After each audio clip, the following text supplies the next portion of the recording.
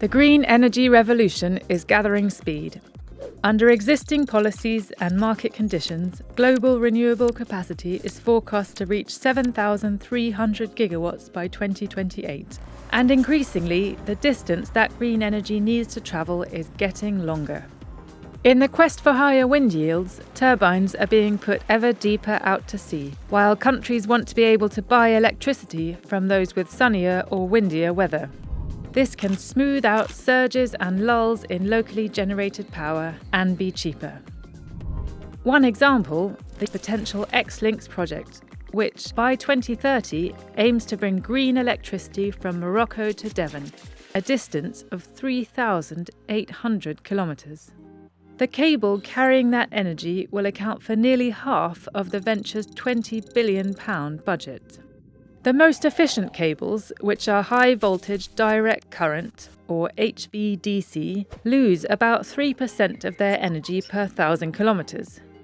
Proponents argue that long-distance projects such as X-Links can be cost-effective.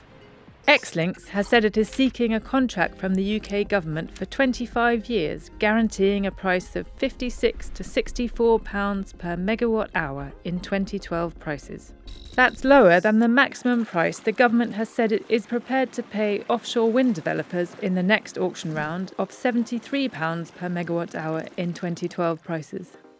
Demand for high-voltage cables for offshore wind projects is expected to significantly increase over the next 10 years. With the appetite for cross-border interconnector cables also growing, the consultancy 4C Offshore estimates current plans will result in a shortage of high-voltage DC cables outside of China by the second half of this decade. China has domestic manufacturers which mostly supply the Chinese market. But in the rest of the world, there is a paucity of suppliers. 3 companies account for more than 75% of the market.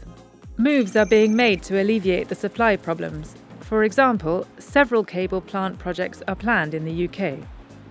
But boosting supply won't be quick, easy, or cheap. Cable manufacturing facilities require high capital costs, unconventional industrial buildings, and deep water access to load their cables on the cable-laying ships, as well as a well-trained staff. Renewable energy capacity may be rising, but actually getting plugged into grids could prove a greater challenge than generating the power itself.